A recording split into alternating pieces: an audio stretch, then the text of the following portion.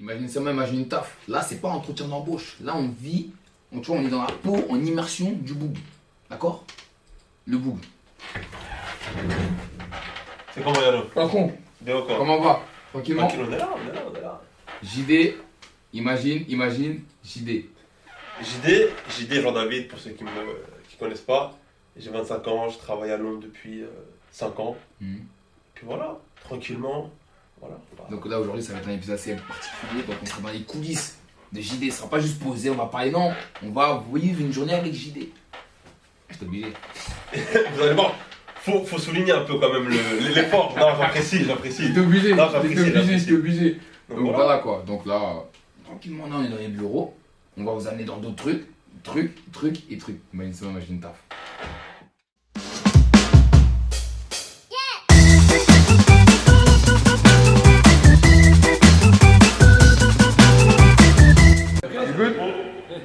C'est pas from France. Yeah, I see, but they look France, you know. de France. Ça, c'est l'entrepôt. Ouais, C'est ici qu'on fait toute la préparation. d'accord. Ici, c'est le bus. Normalement, ici, on a 2 bus. Mais aujourd'hui, il y en a un qui est au garage Ok. pour des réparations. Tu vois, c'est ça qui est un peu compliqué. Mais toi, concrètement, parce que là, on voit des bus, on voit des choses. Toi, tu fais quoi ici? C'est quoi ton rôle? C'est quoi ton métier? Donc, en fait, moi, mon métier, je suis directeur de l'entreprise. D'accord. Depuis à peu près 1 an maintenant. D'accord. Ça fait 7 ans que je travaille au bus Random. J'ai commencé à Paris à l'ouverture. Et ensuite, ils m'ont dit au bout d'1 an et demi, voilà, est-ce que ça t'intéresse de venir à Londres? Moi, j'ai dit oui. Et petit à petit, j'ai gravi les échelons. Et je suis parti de serveur à manager, de manager à operation manager, de operation manager à managing director et là, directeur de la société. Toutes ces évolutions, ça s'est passé à London. Ouais, la plupart. Au tout début, dès que je suis arrivé, c'était un peu plus, on va dire, à Paris, c'était un peu plus compliqué. La mentalité française, c'est pas pareil que la mentalité Et anglaise. pas les mêmes opportunités que tu avais. C'est pas. Et dès que je suis arrivé ici, ça a explosé d'un coup. Après, beaucoup de travail. De toute façon, on va en discuter. On va revenir. Donc là, ici, c'est la cuisine. D'accord. C'est ici que tout se passe. Je vois. C'est ici qu'on fait les créations, c'est ici qu'on fait les menus, c'est ici qu'ils font la préparation.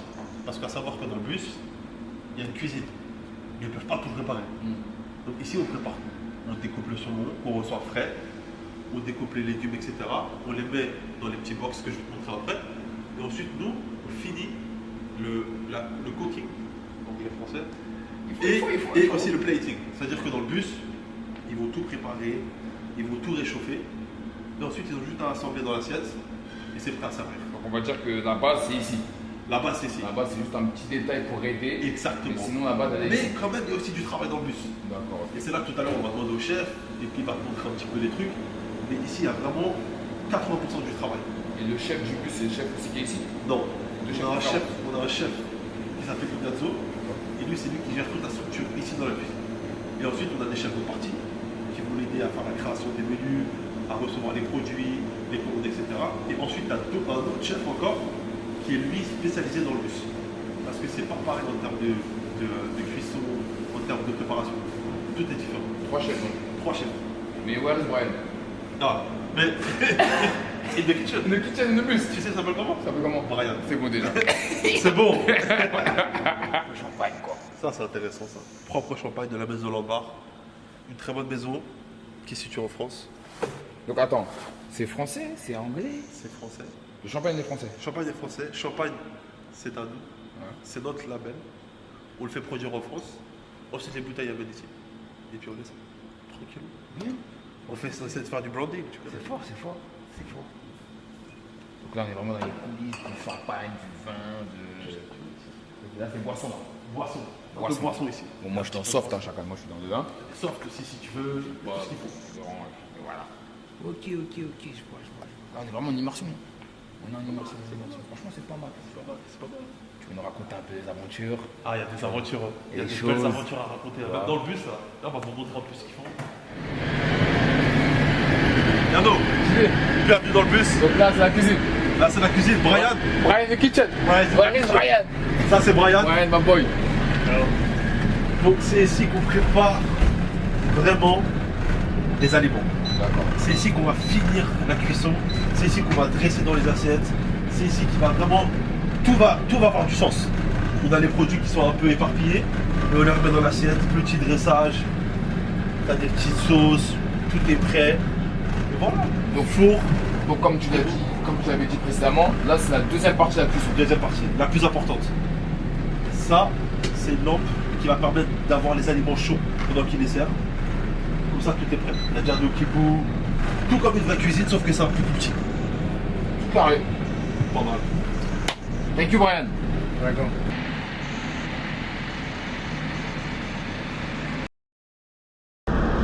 On nous a montré les coulisses, tu nous as expliqué un peu les choses, mais tu vas quand même nous raconter ton parcours. Ah, Donc JD, enfant il était comment? enfant, très très turbulent. Ouais. Insolent. Pas insolent, mais chercheur. En fait, je pense que je m'ennuyais un petit peu à l'école. J'aimais pas trop l'école, mais j'étais fou. J'étais grave l'enfant qui rigolait, grave l'enfant qui était le petit clown. Le bon vivant, Le bon bon délire. vivant, bon délire, j'avais pas peur de faire des bêtises. Je vois, J'avais pas peur des conséquences. L'école c'était quelque chose qui. C'est un défouloir on va dire. Défouloir. Défouloir. Défouloir. D'accord, Définitivement défouloir. Et ton parcours scolaire? Bac scolaire, Ouais. bac -2. Bac- Bac -2. J'ai arrêté l'école, j'avais 15 ans et demi. Ah ouais, t'as arrêté tôt quand J'ai même. arrêté très tôt l'école, très tôt. J'ai été fort à l'école, mais j'étais pas fort non plus. Tu vois ce que je veux dire? Ça veut dire que ce qui s'est passé, c'est que j'ai déménagé quand j'avais 14 ans. Je suis parti en Vendée parce que, tu vois, T'es d'origine parisienne. parisienne. D'accord. Tu vois, alentour, c'était pas très bon. Tu vois, mes parents m'ont dit, c'est quoi? On va bouger. On est parti et je suis pas allé dans le cursus que je voulais, qui était la restauration. Mais au final, aujourd'hui, la restauration, c'est ma vie. Donc de base, Tu vois, t'aimais pas trop l'école, c'était pas trop mon t'as fait un délire, cursus qui était vraiment pas ton truc au début, pas mon truc. et au final tu finis dans ça. Et au final, j'ai fini dans ça. Franchement c'est bon. Et puis voilà, tu vois, C'est donc beau, c'est j'ai beau. arrêté l'école à 15 ans et demi, 16 ans. Et puis après, j'ai enchaîné les petits boulots, et puis. Mais quand t'arrêtes l'école à 15 ans et demi, 16 ans, est-ce que tu t'avais un dream? C'était quoi ton... Est-ce que t'avais une idée en tête ou vraiment tu vivais au jour le jour? Déjà J'avais- petit, excuse-moi de te couper, déjà petit, est-ce que t'avais un rêve? C'était quoi ton rêve, ton métier des rêves? Moi, en vrai de vrai, bizarrement, j'avais pas de rêve particulier. Ah ouais? Je voulais juste être le plus fort. T'avais pas à dire genre on va dire je sais pas moi footballeur, chanteur, Non, même pas, parce que j'étais, malheureusement, mais peut-être heureusement, j'étais grave réaliste. Ça veut dire que je savais où j'étais, je savais d'où je venais, et je savais que rêver de choses qui n'allaient pas arriver, c'était pas bon pour moi. Donc j'ai préféré rester terre à terre, et je me suis dit, peu importe le métier que je vais choisir, je vais être le plus fort. D'accord. C'était ça mon rêve, d'être le plus fort dans ce que je fais. Toujours ce côté de numéro 1 quoi. Et je vais être le numéro 1, peu importe ce qu'on fait, je vais être le meilleur. Donc là t'arrêtes l'école à 16 ans. 16 ans, ouais. Donc là après tu fais quoi quand t'arrêtes l'école? C'est quoi les plans? C'est quoi le truc? Ça a été difficile. J'ai arrêté l'école, j'ai commencé à faire des petits travails, livreur de pizza. J'ai ouvert une chicha en livraison. Ça a marché 3 semaines, après ça a capoté. Ouais. Parce que j'avais pas l'étoffe d'un entrepreneur. J'étais jeune et fou. Je voulais tout faire, mais je voulais rien faire. J'étais pas concentré sur l'objectif. J'ai essayé de reprendre l'école, ça a pas marché. J'ai travaillé dans des associations, ça a pas marché. Et puis de fil en aiguille, j'ai commencé à travailler dans la restauration encore. Parce que il y avait que ça que je connaissais. Donc je me suis dit, on va aller là-bas. On m'a donné ma chance. Et très vite, vu que je suis pas timide, que tu vois, je suis un bon vivant, ça a bien marché avec les clients. Le patron m'a kiffé. Il m'a donné une opportunité de travailler dans une boîte de nuit. J'ai travaillé en boîte de nuit aussi. Et après, à mes 18 ans, j'habitais en Vendée. Mon père m'appelle et me dit, on cherche un serveur dans un nouveau concept qui s'appelle Bus Renault. Le bus là qu'on est en train de rouler Le là. bus là qu'on appelle, j'avais 18 ans. Il me dit, est-ce que ça t'intéresse? Je lui dis, pourquoi pas? Mais là quand il t'appelle, c'est pour Paris ou pour Londres? Paris. C'était que pour Paris. Et moi, tu vois, je vais voir sur internet, je vois le concept. Comme vous le découvrez. Je dis, mais c'est pas possible. Moi, est-ce que je vais travailler dedans? Je dis non. Je dis à mon père, bah vas-y, fais-le. Dis-leur que je suis déter à bien travailler. Je suis venu. Et après, ça a essayé, un essai, un entretien. Petit costard comme aujourd'hui. Ils ont kiffé. Et une anecdote très très drôle. Au départ, il y avait 2 patrons. Il y a un des patrons qui a dit, s'il parle pas anglais, on le prend pas. Ah mais toi il te prenait pour Paris. Bien sûr, mais vu que c'est à Paris et que c'est un truc touristique, ils ont dit s'il parle pas anglais, on le prend pas. Et ils m'ont dit vas-y, on va te laisser ta chance. Et après, de fil en aiguille, j'ai monté les échelons. Je vois. Mais déjà, est-ce que jeune, tu pensais déjà à quitter la France? Pas du tout. Pas du tout. Mais pas du tout. Tu te voyais pas vivre ailleurs? Mais à aucun moment. Pour moi, ça n'avait pas de sens. Pour moi, je vivais à Paris. Après, j'ai vu la Vendée. Et je pense que la Vendée, ça m'a ouvert l'esprit. Tu vois, la Vendée, c'est bien. Là-haut, les gens, ils sont différents qu'à Paris. Tu vois, Paris, c'est une ambiance un peu différente. Tu vois, c'est un peu plus compliqué. La Vendée, c'est un peu plus relax, cool. Les gens sont gentils, tu vois. Donc c'est à partir de ce départ en Vendée où ton esprit s'est un peu ouvert, ou il te fallait encore il te fallait un déclic pour partir? Mon esprit s'est ouvert en Vendée. Je suis revenu en France. Pardon, je suis revenu à Paris. Ça s'est refermé. D'accord. Tu vois, Paris, c'est pas facile.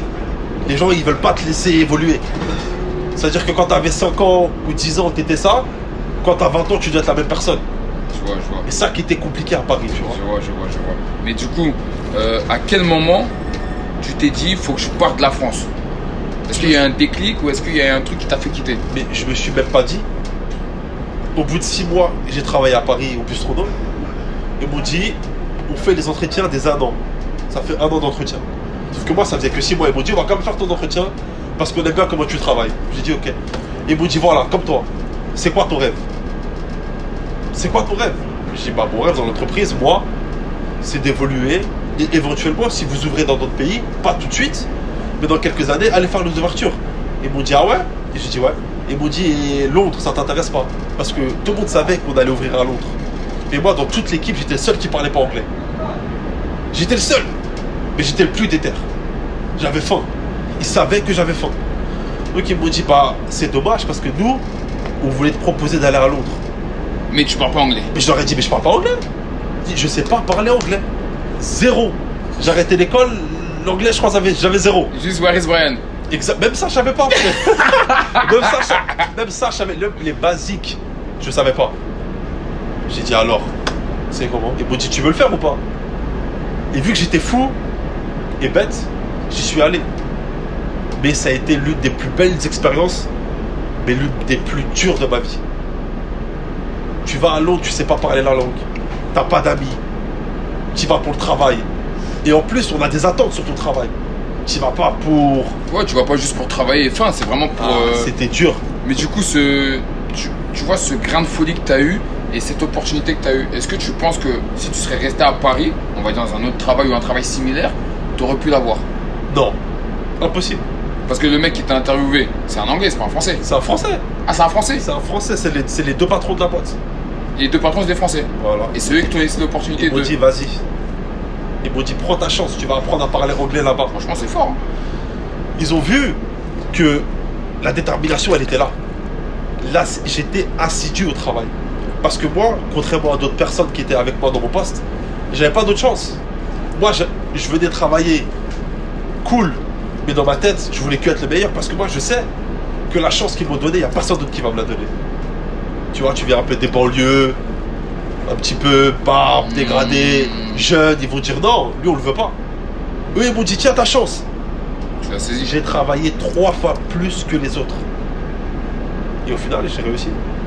Donc du coup là, quand ils te proposent et quand tu pars à Londres, t'as quel âge? 20 ans. Donc tu quittes Paname, tu vas à Londres à 20 ans. 20 ans. Et tu connais personne.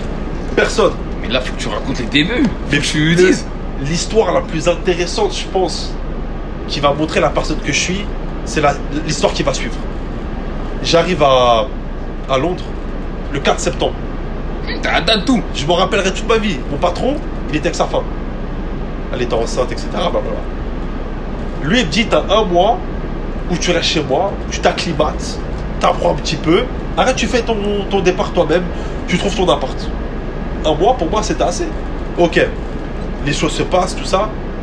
Le 14, 10 jours après qu'on arrive, on est à table. Sa femme, elle me regarde, elle me dit, ouais, Jean-David, ça va? Je dis, ouais, toi. Elle me dit, ouais, la recherche d'appartement, c'est comment? Je vois que t'es un peu... tu m'as pas l'air très intéressé. Je lui dis, mais la personne, je vais pas dire son nom, me dit, son mari me dit, j'ai dit, t'as 1 mois. Et là, ça fait 10 jours. Elle me dit, non, moi, on avait discuté avec mon mari pour que t'aies 10 jours ici. Là, les 10 jours, ils sont là, il loue ton appart. Comme ça, à table. Ma fierté, elle en a pris un coup. J'ai dit, écoute, demain, mets-moi off. Et je vous jure, c'est une histoire vraie. Il me dit même, je lui dis, demain, je travaille pas, je vais chercher mon appart. Je savais même pas dire 300 livres. 200, 100. Je savais pas parler. J'ai appelé une pote à moi qui savait parler anglais. Je lui ai dit, écoute, fais style que t'es ma femme, que je suis un entrepreneur qui cherche un appart et traduis si je comprends pas. Elle me cherche les apparts, elle me fait 2 viewings, 2 visites. J'arrive à la première, je tombe sur un pack. Lui, il m'a dit non, direct, frère. Il a pas dit, il m'a fait arriver, il a dit, vas-y, frère, toi, tu sais pas parler? Quitte. Ouais. Le deuxième, c'était un mec, il avait la quarantaine. Jeune, grosse voiture, un peu, tu vois, un peu bon délire. J'arrive, sauf que moi, je sais que l'apparence, ça compte. Petit costard, petit sac Louis Vuitton qui est un faux. J'avais pris les flyers du bus. J'avais pris mon Mac à l'époque. Je suis arrivé et c'était un viewing où il y avait 5 personnes en même temps. Je vois la maison, elle était rincée déjà, frère. Les prix à Londres pour ce qu'on a, c'est rincé. Mais là, attends, là tu fais une visite pour une chambre ou tu fais une visite pour un appartement? Pour un appart. D'accord, ok. Un appart avec 2 chambres. Ok. Parce qu'en même temps, je faisais des magouilles pour qu'une fille vienne habiter avec moi avec sa copine. Je vois. Donc je me suis dit, ça passe. Ça passe. J'arrive là-bas, ça discute, tout ça. Je savais pas parler, frère. Je savais pas parler. Il me dit, ouais, c'est comment tout ça? Je lui dis, moi, accent français, je dis, free? Free? Il me dit, ouais, free now. Je dis, ah, take it now. Il me dit, comment ça? Je dis, ah, je le prends tout de suite. Il me dit, il faut quoi dans la vie? Chef d'entreprise, je vais habiter à Londres pour ouvrir. De paraître. Je lui sors là, le leaflet, je lui dis, voilà ça qu'on fait. Je lui sors le Mac, le petit sac Louis Vuitton, je le pose sur le lit. Je lui dis, écoute, tu peux leur dire de partir. Je vais prendre l'appartement. Tout de suite. Il me dit, bah. Je lui dis, si. Il me dit, tu peux payer tout de suite. Je lui dis, combien il faut payer? 3600 livres. 3600. Avec la caution ou sans la C'était caution? 1600 le premier mois, plus 2000 de caution. Ok.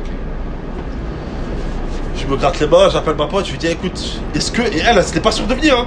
Je lui dis, écoute, la partie est là, faut le prendre. Est-ce que vous venez ou pas? Elle me dit, ok. J'ai pas dit au gars que je vais payer. Moi, je savais que je pouvais pas retirer 3600 livres. Je savais très bien. Je lui dis, écoute, c'est quoi? On va retirer. Je retire 660. Il me dit, mais il manque.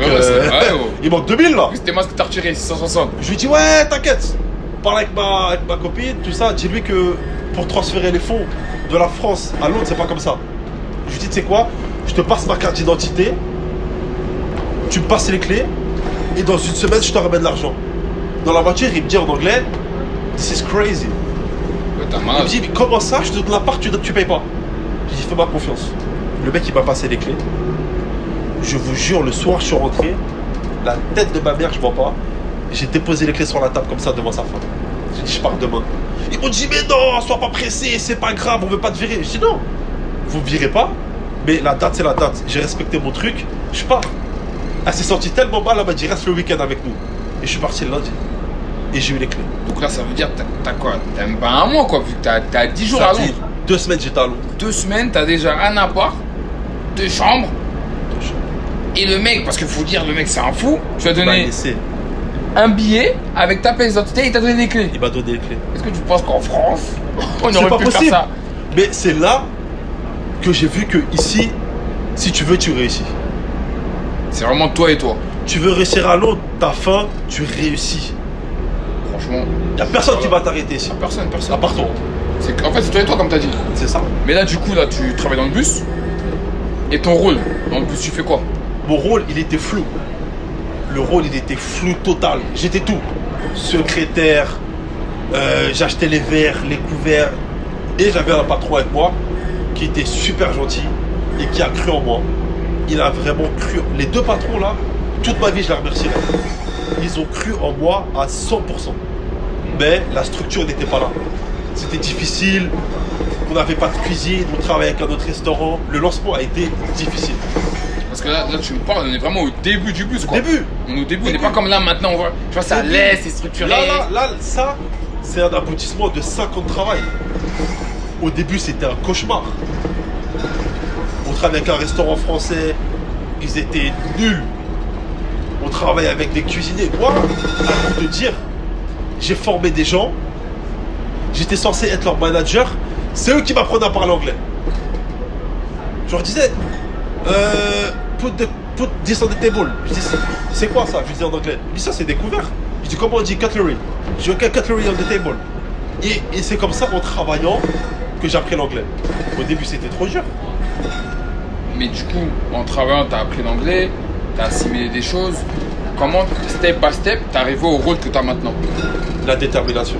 Encore, ils vont dire, ils parlent que de ça, Mais c'est ça. mais c'est la réalité. C'est que j'ai pas lâché. On a eu des problèmes, ça a été dur, on n'avait pas de clients. Tout est arrivé, et un jour, il s'est passé que mon patron, il a quitté l'entreprise, ça s'est arrêté avec lui. L'un des deux patrons? Ouais, un des deux patrons, il a arrêté. Et le patron qui était en France, il m'a dit, JD, est-ce que tu penses pouvoir faire ça tout seul?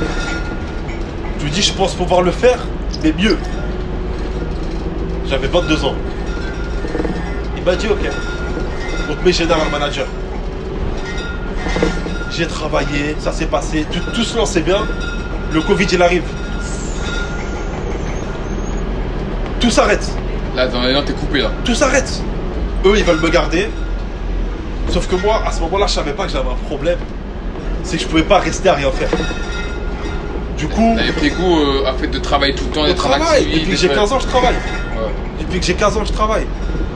Ça veut dire que j'étais un peu frustré, un peu bizarre, mauvaise mentalité, je commençais à stresser. Mon frère, c'est un tatoueur. Mon grand frère. Il me dit, écoute, le Covid aussi, ça m'a séché. Il m'a dit, est-ce que t'es chaud? On ouvre un salon de tatouage ensemble. J'ai dit, vas-y. En Angleterre ou en France? En France. En France. J'ai tout quitté. J'ai arrêté le bistronome. Je suis parti avec mon grand frère, on a ouvert un salon de tatouage. Du coup, attends, pause. Là, t'es à Londres. Tu quittes Londres, tu retournes en France.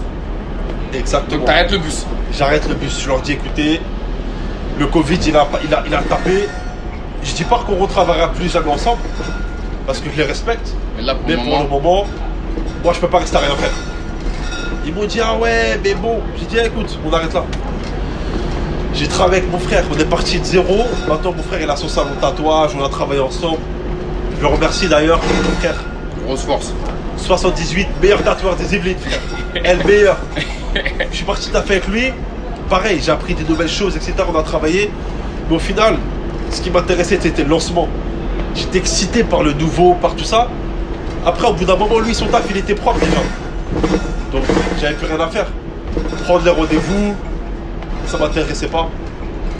On a arrêté de travailler ensemble. Et au même moment où j'arrête de travailler avec mon frère, le patron me rappelle. Il me dit, hey, on va réouvrir à Londres. Est-ce que t'es chaud? Je dis, vas-y, on y va. Sauf que là, il me dit, par contre, tu vas pas rentrer par la porte par laquelle t'es sorti. Tu vas rentrer par la petite porte. Par la petite porte. On te veut pour ton expérience. Mais là, il y a d'autres personnes qui sont là aussi. Qui, eux, n'ont pas quitté le bateau. Du coup, tu repars en bas. Je suis reparti en bas. J'ai rappris la cuisine. J'ai cuisiné. J'ai fait serveur. J'ai fait plongeur. J'ai fait tous les postes. J'ai nettoyé le bus à l'extérieur. J'ai fait tous les postes. C'est limite dans le bus là, dans l'entreprise, il n'y a pas un poste que tu connais pas. Il n'y a pas un poste que je connais pas. Même nettoyer les tables, nettoyer les fenêtres, nettoyer tout ce que tu veux. J'ai tout fait. Parce qu'il y a une chose que j'ai appris, c'est que ton ego, c'est ton pire ennemi. Si tu mets ton ego de côté, tu vas réussir. Parce qu'il n'y a que l'ego qui va te dire comment ça, moi, j'ai travaillé 5 ans de ma vie dans ce business. Et dernier, là, je dois partir en bas. Et tu dois repartir en bas. Moi, je me suis dit, hey, j'aime bien les défis, je vais y aller, frère. Et je vais tout prendre. J'ai regardé le business partner de mon patron. Je lui ai dit, écoute, là, je vais rentrer comme ça, mais dans moins d'1 an, c'est moi à la tête. Il a rigolé. Aujourd'hui, j'ai pris le poste.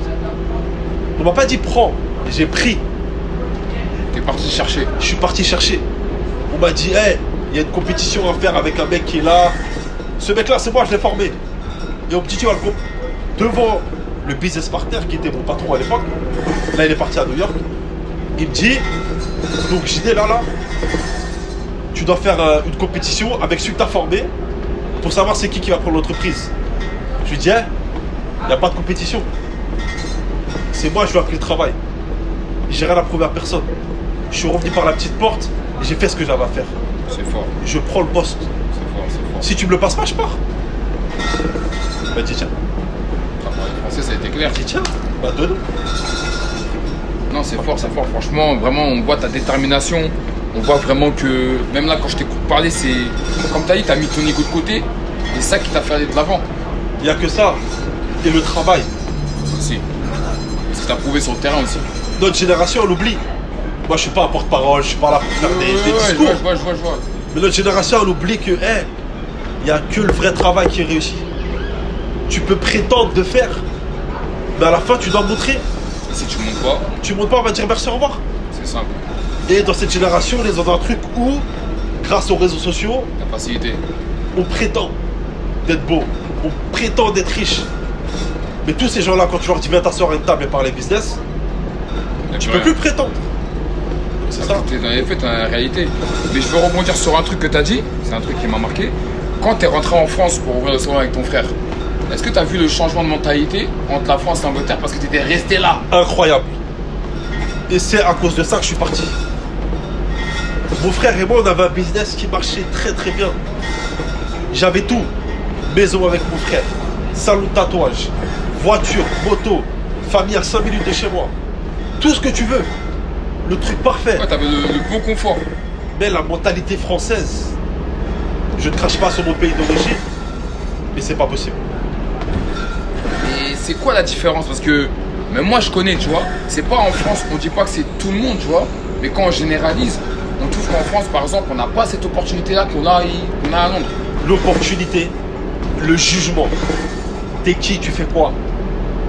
À Londres, on veut pas savoir. Parce qu'on sait qu'à Londres, peu importe comment t'es habillé, on sait que tu peux être riche. Peu importe où tu sors, on sait que personne ne te sous-estime. En France, ils vont te voir assis à un bureau, tu gagnes 3 fois plus qu'eux, mais ils vont commencer à te parler comme si toi tu ne savais pas ce que tu faisais. Et moi, ça a été difficile. Et c'est encore là, encore une fois, que j'ai dû apprendre à mettre mon ego de côté. En étant de patron, entre guillemets, avec une seule personne que je dois parler, à secrétaire, entre guillemets. Même si mon travail, c'était pas être secrétaire. Parce que mon frère, il a été incroyable. On a travaillé ensemble sur des projets, des trucs incroyables. Mais aux yeux des autres, j'étais pas qui j'étais. Et la France, elle est compliquée. On te juge, on parle sur toi. Ils aiment les histoires. Ici, tu veux être discret, t'es discret. T'es discret, tout le monde s'en fout. T'es une fille, t'es un garçon, tu sors pas, tu fais ça, tu fais pas ça. Personne tu ne fais va ce que juger, personne s'en va fout. juger, personne va. La France, t'es là, t'as une voiture, on te regarde. Tu t'habilles un peu, on te regarde. Tu fais ça, on te juge. Mais J'aime pas. c'est la mentalité qui est comme ça. Mais après, bon, après, c'est pas pour défendre la France, tu vois. Parce que c'est quand même notre pays, on est de là-bas, tu vois. Il faut défendre. Mais la finalité, par exemple, toi, là, je vais rentrer un peu dans ta vie privée un peu. Bien sûr, bien sûr. Je sais que tu es en couple avec une étrangère. Bien sûr.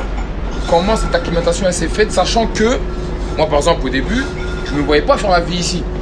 Toi, maintenant, tu te vois faire ta vie ici? Moi, personnellement, je peux pas retourner en France. C'est impossible. C'est impossible. Inimaginable. Inimaginable. Impossible. La culture. Ici, quand t'es ici, t'es dans un cocon où il n'y a pas de problème. Il y en a des problèmes, bien sûr. Comme partout. Ici, c'est une ville qui s'insurge. Il y a un problème, tout le monde va dans manifestation. Bah. Mais la France, ils veulent, tu vois, des petits problèmes. Ici, le voile, des policières voilées, Tu vas jamais voir ça en France. C'est des clair. policières voilées. Même des banquières voilées. À ou côté de la autres. policière voilée, il y a une meuf, elle est en mini-jupe. Mais la meuf en mini-jupe va pas regarder la meuf voilée, la meuf voilée va pas regarder la meuf en mini-jupe. Ils vont les laisser tranquilles. Chacun sa vie. Parce que ici, on est focalisé sur le travail et la réussite. En France, les gens ils font 35 heures. Ils sont pas fatigués. Ils font leurs 35 heures, ils ont le temps de parler sur les autres. Mais quand tu travailles, quand t'as faim, tu travailles, on t'a toujours dit regarde dans ton assiette. Balaye devant ta porte. Les gens en France, ils balaient pas, ils vont regarder à côté. Oh, qu'est-ce qu'il fait lui? Oh, qu'est-ce que tu fais? Toi, t'es un businessman, pourquoi? On pose des questions. Pourquoi tu fais ça? Mais pourquoi quoi? C'est ça, la France après. J'apprécie la France. On apprécie tous. Mais pour moi, la France, et je vais énerver des gens, la France pour moi c'est un pays d'assistés. C'est dur de dire ça, mais c'est la réalité. Ici, va te demander, oh Pôle emploi, 75 livres par semaine. Mais tu vas travailler, frère. Tu vas travailler. Tu vas pas commencer à te plaindre, tu vas travailler, t'as pas le temps. Après voilà, j'aime la France et... Chacal. Donc là, c'est les aléas du direct, hein. Chin. Santé. Pas d'alcool. Bien, apple juice. Apple juice. Maman, je bois du jus de pomme, hein. Et pas d'alcool. Ah non. Donc, pays d'assister, tout ça, je l'entends. Mais, faut dire ce qui est. La mentalité anglaise et française est différente. Ouais. Mais pour moi, en tout cas, je trouve que la finalité, c'est qu'on va revenir en France. Mais toi, tu dis que tu dois pas revenir. Non, même l'éducation. L'éducation en France, on s'insurge pour tout. Il y a trop de trucs, on est là, on fait les faibles. Ils veulent pas mettre les uniformes. Moi, j'ai envie que mes enfants ils aillent à l'école avec des uniformes. Ouais, mais ça, c'est parce que c'est instauré ici, c'est une habitude, c'est une ça qui est coutume. bien. Mais en France, tu peux pas arriver du jour au lendemain dire Mais, on va mettre les uniformes. mais pourquoi pas? Non, je sais, mais C'est ça le truc, c'est que la France, on veut trop on veut trop conserver la France telle qu'elle est. Mais il faut évoluer. Faut évoluer, laisser les gens évoluer. tu sais quoi? On va en parler, on va en faire un débat. Faut faire un débat. On fera un débat. Laissez les gens évoluer. N'ayez pas peur du changement. Acceptez les choses. On en Laissez reparlera. les choses se faire. On en reparlera sur Imagine ça, Imagine Taf, débat. Un vrai débat. Hein. Donc là, je vais rebondir sur ta vie privée, si je peux me permettre. Avec plaisir. Tu vas, si Dieu veut, rester long terme, te marier avec une étrangère. Ma femme. Donc, est-ce que même tu te voyais déjà sortir avec une étrangère? En vrai, au départ, pour l'anglais, c'était important pour moi d'avoir une relation avec une anglaise. Parce que il n'y a que comme ça en réalité que tu vas devenir bilingue. Ton anglais va devenir vraiment très très très propre. Le travail c'est bien, mais ça reste toujours les mêmes lignes, tu vois, toujours les mêmes phrases. C'est les mots de Fais travail. ci, fais ça, fais ci, fais ça. Tu rentres à la maison, t'es avec une française, ton anglais va rester bof. Et moi, voilà, moi je suis ouvert. Je suis un mec, je suis ouvert d'esprit, j'aime bien découvrir, je suis pas quelqu'un de fermé, tu vois. On s'est rencontrés et puis c'était pas facile, hein. Au début l'anglais, On en a parlé en off. t'essaies de faire des blagues, c'est. Elle rigole pas. Tu te dis, mais rigole, frère. Mais l'humour français, l'humour anglais, c'est encore deux choses différentes. Il y a des similitudes entre la France et l'Angleterre, mais les filles, c'est pas pareil. Elles sont plus ouvertes et beaucoup moins chiantes. Eh ouais, les filles, eh ouais. Toi, tu veux faire que les débats, en fait, là. Ouais, bah les Français, vous êtes là, vous me faites chier. Je rigole. C'est pas vous énerver après aussi. Mais non, en vrai de vrai, après, il n'y a pas de vérité absolue, c'est ma perspective. Oui, c'est ta vision des choses. C'est ma vision Oui, des oui. choses. Moi, je pense que les Françaises, c'est comme la France. Elles sont belles, mais il y a des petits défauts qui sont pour moi beaucoup trop forts. Beaucoup trop fort. Beaucoup trop forts. Beaucoup trop forts. Mais c'est intéressant d'être avec une étrangère. Hein. Le choc des cultures, en plus, elle est anglaise, mais elle est indienne. 100% indienne, mais elle est née à Londres. Donc encore, c'est encore une autre culture qui rentre dedans. Et je pense que c'est ce qui me permet, en tant que Français, d'être beaucoup plus ouvert sur la culture, sur l'écoute, comprendre c'est quoi une autre culture et ne pas avoir peur et dire ouais mais je veux rester français. Là, je peux être français et approche d'une culture, je peux être français et goûter quelque chose de différent sans perdre mon côté français. C'est ça que j'allais dire, quoi. Et c'est ça qui est le plus important pour moi, c'est de comprendre. Et c'est cette rencontre qui t'a donné envie de rester ici à long terme ou déjà de base de toi-même, tu te voyais déjà peu rentrer et tu voulais déjà, dans tous les cas, rester ici? Moi, ce qui m'a fait dire que je vais rester ici à long terme, c'est mon voyage de 10 mois avec mon frère à Paris. Quand j'ai fait le salon de tatouage, D'accord, ok. c'est là que je me suis dit, c'est quoi la France? Je peux pas. Personnellement, je peux plus. Les gens, comme ils sont, etc. Après, chacun est comme il est. Il y a des gens qui vont dire, moi j'aime la France, j'aime pas l'Angleterre. Oui, c'est clair, c'est Mais clair. pour avoir goûté et pour avoir l'opportunité de juger les deux, la France pour moi c'est pas possible. L'Angleterre pour moi c'est il y a de l'opportunité. T'as faim, tu manges. T'as faim, tu vas manger sur la table. Tu veux, tu prends. On va pas te dire ouais t'as quoi comme diplôme, tu fais quoi, pourquoi si. Ouais, tu fais L'Angleterre quoi c'est le seul pays, tu parles pas la langue, tu vas travailler. Mais oui frère, tu vas. Mais frère, c'est la vérité. C'est vrai, c'est vrai. En France, tu parles la langue. T'as les diplômes. T'es dit ici. T'as la carte d'identité, ils vont dire ouais, mais monsieur, désolé, il faut le bac plus 12. Arrête. Arrêtons. Ici, ils veulent pas ça. C'est vrai que t'as dit un truc. Ici, ils veulent les gens compétents. C'est vrai que t'as C'est dit un ça. truc intéressant. Tu parles pas la langue, mais tu travailles. Tu parles pas la langue, tu travailles. Non, c'est carré. C'est ça. Donc là, maintenant, t'es patron de bus, Directeur, ouais. directeur. Et c'est quoi la suite? Tu vois, c'est quoi le meilleur qu'on peut te souhaiter? C'est quoi la suite de l'acheminement des choses? La suite, c'est que ça continue comme ça. La suite, c'est que mon patron continue à me faire confiance autant qu'il me fait confiance. Et la suite, c'est d'autres pays. C'est par exemple New York qui va arriver, Là, si c'est pour bien resituer les choses, vous êtes basé à Paris, Paris, Londres, Londres. d'autres encore? Il y a New York qui est en préparation. D'accord. Il y a aussi Las Vegas qui est en préparation. Il y a aussi Budapest qui est en préparation. Et moi, mon travail, c'est de faire les openings. Dire que moi, je vais là-bas. Il y a quelqu'un qui est là-bas déjà, un business partner qui s'appelle Richard. Il est au top. Un Français? Ouais, français. Il y a beaucoup de Français dans la boîte. Hein. Il y a que à la tête de la boîte, c'est que des Français. D'accord, ok. Parce que le savoir-faire français, c'est comme au foot, les meilleurs. On est bon, mais pas partout. Mais en tout cas, sur ça, on est bon, tu vois. Et je disais, ouais, il y a toutes ces villes-là. Et puis eux, ils sont là-bas pour faire tout ce qui est papier, etc. Et moi, je suis là-bas pour prendre les décisions sur le personnel, comment former les serveurs, comment servir les cuisiniers, comment former les chauffeurs, comment former tout le monde, créer une ligne de travail qui va rester sur du long terme et ce qui va permettre d'avoir cette qualité française outre-mer. Franchement, elle est belle, hein, parce qu'en gros, là, le mec a arrêté l'école à 15 ans, il se retrouve à voyager dans le monde. Après, les gens vont sûrement dire que détermination, motivation, c'est pas assez. Mais pour moi, c'est le minimum. Peu importe quel projet tu fais, tu peux réussir. Moi, ma mère, elle m'a toujours dit, mon fils, tu peux être femme de ménage. Mais si tu es la femme de ménage qui travaille le plus dur, tu es la plus forte, tu vas gagner ton argent. Tu vas gagner ton argent. La femme de ménage de Cristiano Ronaldo, tu crois pas, elle prend pas un billet. Enfin, un billet même. Tu vois ce que je veux dire? Il n'y a pas de sous-métier. Il n'y a pas de sous-métier, il n'y a pas de moi je fais ci. Là, on est dans une génération où, tu vois, faut avoir un métier qui plaît. Qui plaît, ouais. Un titre. Oh, moi je suis directeur, je vous dis tout de suite, je dors pas mieux. Je dors pas mieux. On sort au restaurant, on dit aux gens, tu fais quoi? Directeur, ah super, c'est bien. Il n'y a pas de chance dans tout ça. Il n'y a que du travail et de la détermination. Et aussi, bon, les conséquences. C'est beau d'être directeur, c'est beau d'être ça, mais est-ce que tu peux le faire? Est-ce que tu as la détermination, le travail et l'envie de rester au top? Tu arrives au top, t'es directeur, c'est bien, mais il faut y rester.